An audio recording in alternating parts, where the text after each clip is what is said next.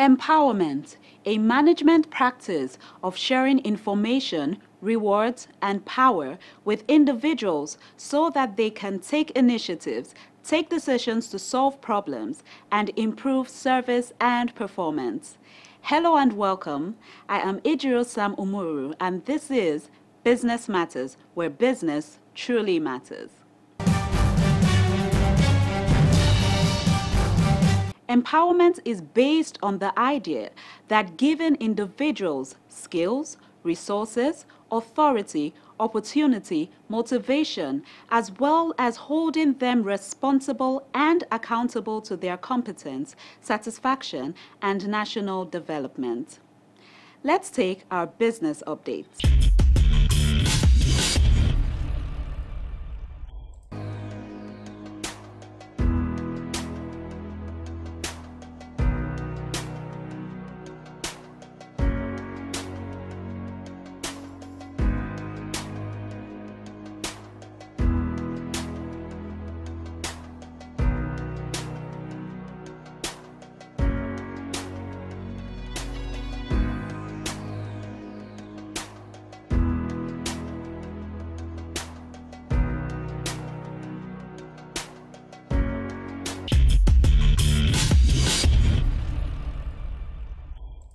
It is a known fact that youth play a crucial role to national development.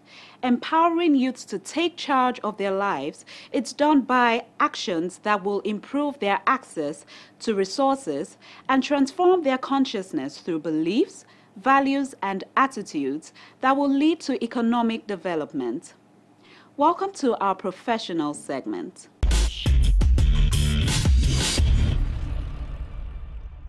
If you are just joining us, this is Business Matters, and we're in the professional segment of the program where we discuss with industry experts about our topic. And today we're talking about empowerment, a strategy for sustainable development. And joining us today is Ayoola Jolayemi, and he has over 14 years experience as an entrepreneur, as a business development strategist, and a project manager as well. So welcome. Thank you very much. In addition to that, he is also the convener of the EDGE series, which is a summit that gathers young Nigerians and trains them, inspires them to be nation builders. Welcome to Business Matters. Thank you very much, Ejiro. So from your vast experience, talking about human development, human empowerment, how would you describe human empowerment or empowerment? Empowerment. Thank you very much. Empowerment, as from my own understanding and from the experience over the years of working with young people, basically means providing a platform to gather experience, to gain improvement in skills, and in giving them a tool to do something. So when you say you're empowering someone, it means you're giving an ability or an enabling to do something. So it means there must be an end. Yes. If you're empowering someone. So you cannot empower someone to do nothing. So that's what we see as human empowerment. It's creating a platform, creating an avenue for development of capacity, development of skills, and also gaining of requisite knowledge to do something, and in this case, nation development or global relevance. Okay. And in detail, what does that entail? So what we've done is to create opportunity for instructional sessions. Okay. Now, we know that it's good to inspire people, but instructing them gives you more access to knowledge, because the what and the how are two different things. So the what is, this is what happened, this is what, but the how is, this is how it's done. So a stepwise, systematic, very calculated approach to achieving specific goals is what we focus on. So how do you make beads, for instance? Oh, bead is made by doing something. What is a something? Gathering the beads, stringing the beads, getting the quality. I mean, it's stepwise. So if the person leaves a session, for instance, he can go into the market and probably source for materials and make beads for himself. So in that way, you've empowered the person in bead making. In the same way, technology. In the same way, every other thing that we have over the years focused on, there is always an how involved, which makes the person do something when they leave. Earlier we spoke about values. Yes. Could you explain? Okay, so I said for you to be valued, you must have values. And if you don't have, for you to have value, you must have values. So for you to be valued, you have value. For you to have value, you must, for you to have value, for you to be valued, you must add value. For you to add value, you must have values. So what the challenge is with many young people is the last bit of it, which is having values, is very missing. Because we've been taught to just cut it short and make things, find a way around it, workarounds. What can you do without doing the full 9 yards? And because of that, many things that we don't pay attention to are actually the very core, the very essence of gaining relevance. I give an instance. I have to be on air at 10 o'clock. I must be, here way ahead to understand the environment, know what exactly it feels like, meet the people, interact, absorb the ambience. But if I get here 2 minutes to that time, definitely there will be something amiss. I will probably be struggling. I don't know the people I'm talking to. And those are very almost negligible things, but they're very important values that if you don't have them, you cannot add value. That's a very good point. And would you say empowerment is just for the youth, or it's also for those who are in leadership? Oh yeah, leadership in its general word is leading people. It means you have something that others pretty much don't have, and so you are advantaged to be in front of them. So you're taking them somewhere. So if you don't know where you're going to, you cannot lead anybody anywhere. So empowerment is as important to the followers as it is to the leaders. So it is not just for the young people, it is for everybody.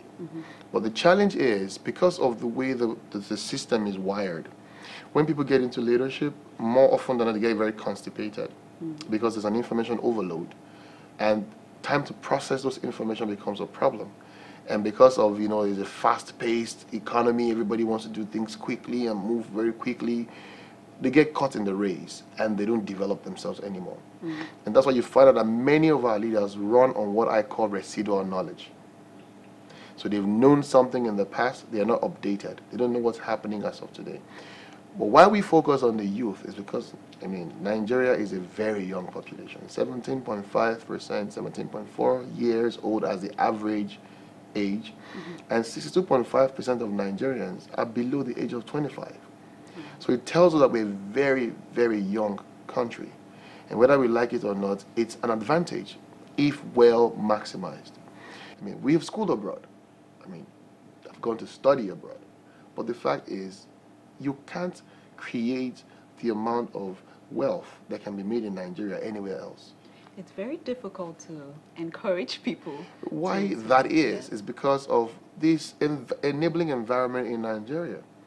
Every single person, both the grown-up and the young people, see it as, quickly run out, look for greener pastures. There's nothing greener out there. I've sat down with many respondents. We've had surveys done. People will get out of Nigeria. The only difference is the system works. It's the same people, the same access, the same genetic makeup, but just a different society. So why can't we create such a system? And that's what empowerment is.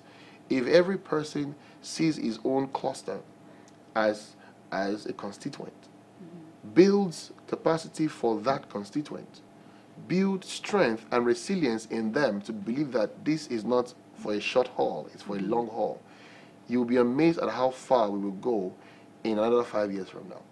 But there must be consistent, deliberate action towards that goal. Okay. And how do you encourage the youth or anyone to remain empowered in an environment that encourages you to cut corners or take shortcuts? Well, thank you, Israel. The thing is, encouraging people is two ways. There's a giving and a receiving. So I give you a reason to be encouraged. You have the impetus to receive the encouragement. Okay.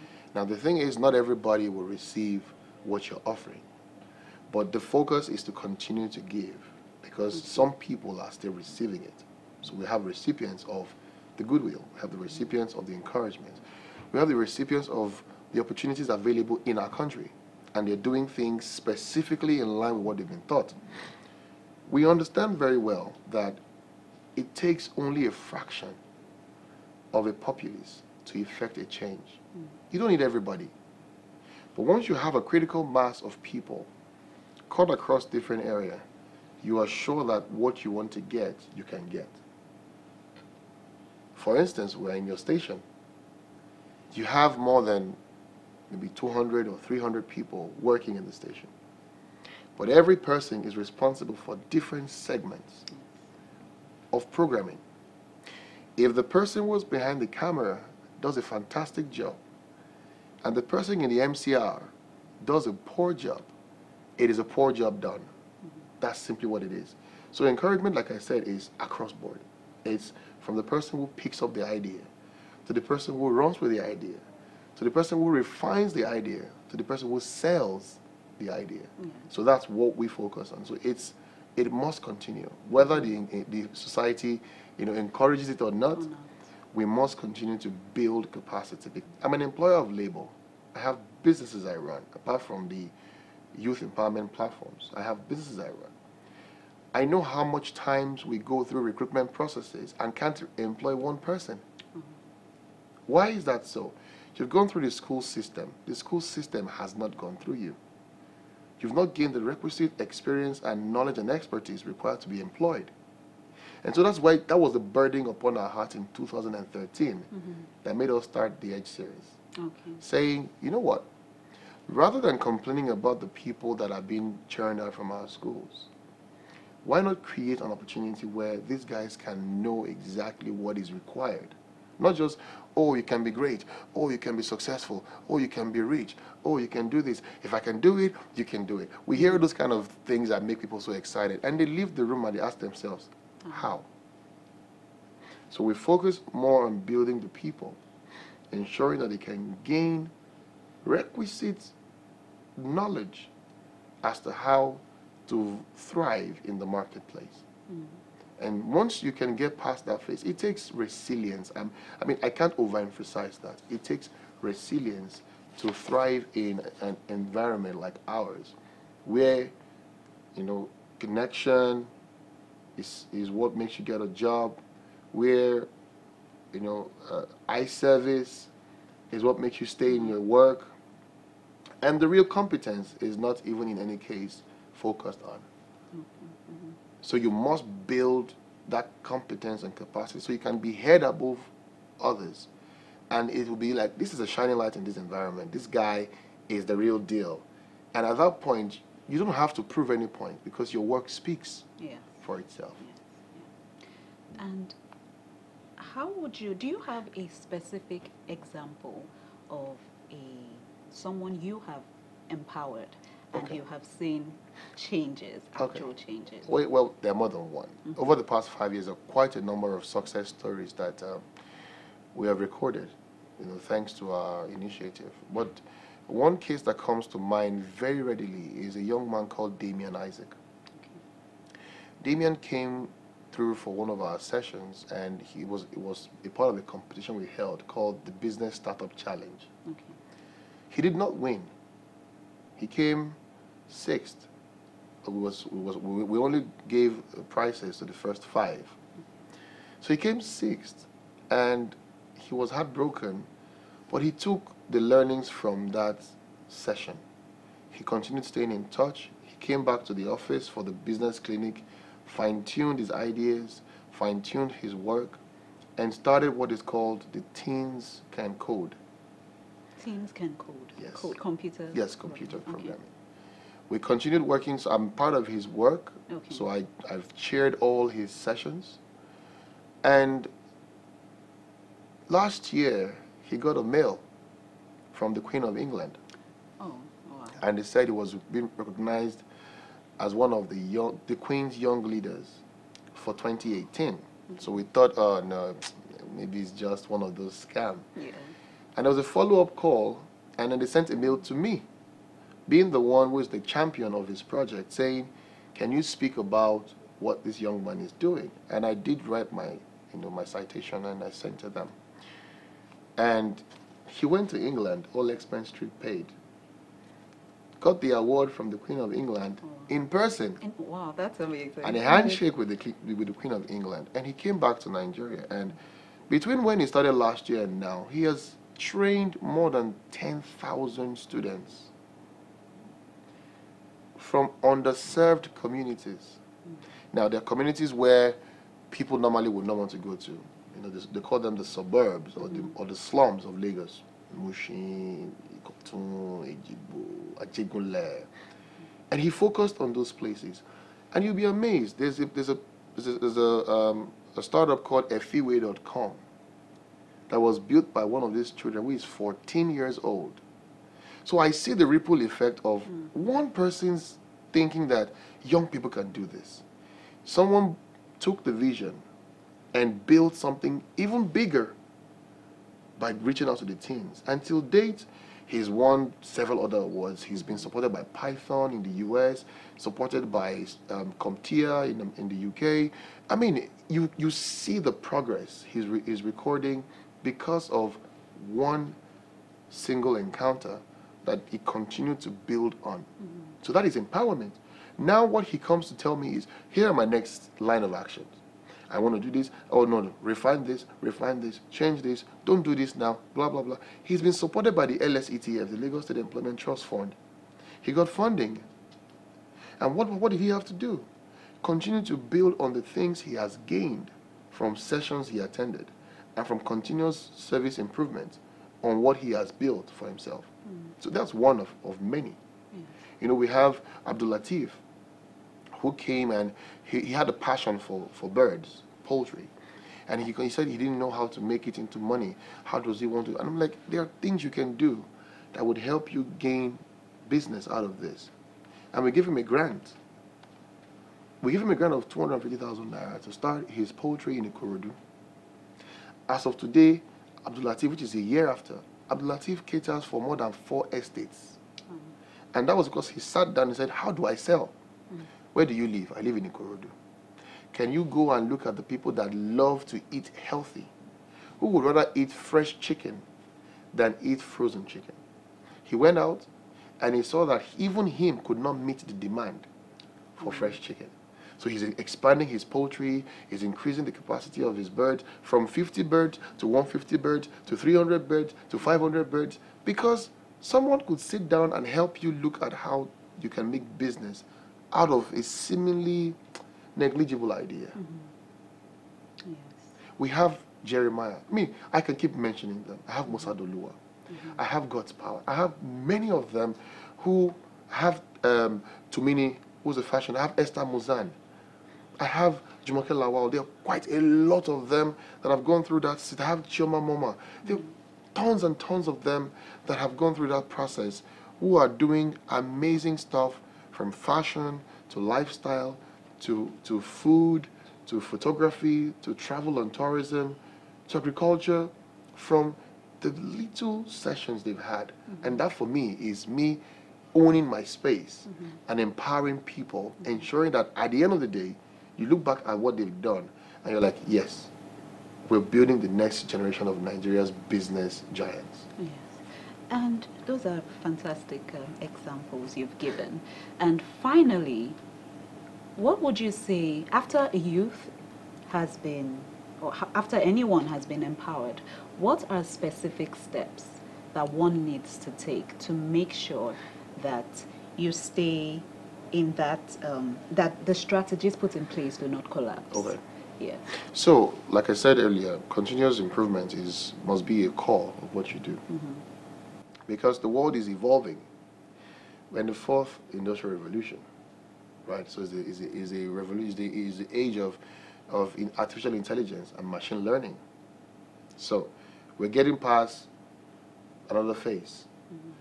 So it means you must continue to know how there's an interplay of what you're doing and the future. That's number one. Number two, never be conceited. Never get to the point where you feel, oh, I've arrived. Because your end point is the starting point of another era. Let me rephrase that. Your finished product is someone else's raw material. What you call complete, what you call a wow effect, is what somebody else would take and build something extraordinary from. So never get conceited to believe that what you've done is ultimate.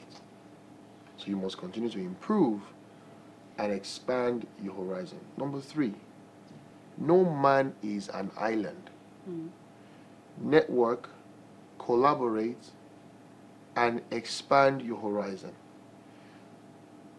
The world is becoming very small because of the advent of technology.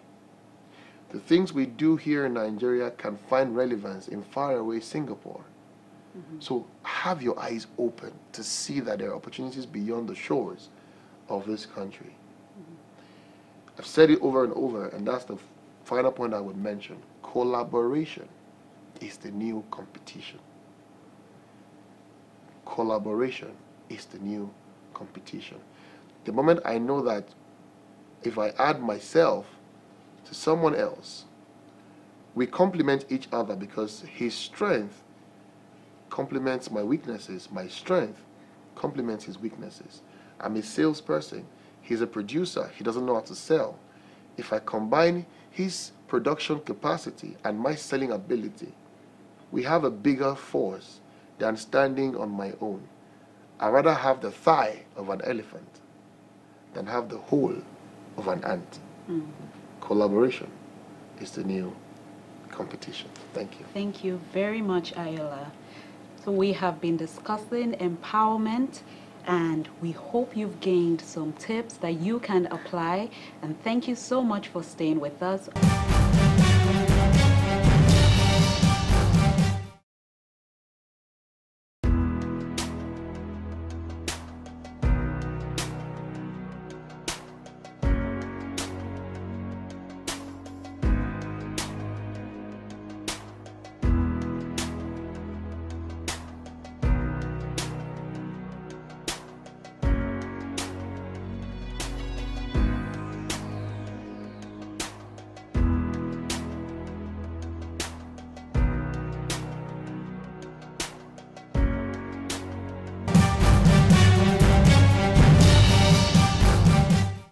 The economies of great nations of the world thrive on the strength and capabilities of their small and medium enterprises. And the government has the responsibility to make the environment conducive for operators. The entrepreneurial potential of Nigerian youth in creating jobs and increasing their contribution to gross domestic product of the country must be explored. Youth empowerment has been identified as a core element of national development and must be given priority in the economic recovery and growth plan agenda of the federal government. This is where we draw the curtain of this week's edition of Business Matters. Please do reach us on our various social media platforms. Till I come your way next time, I am Ejiro Sam Umuru. Thanks for watching.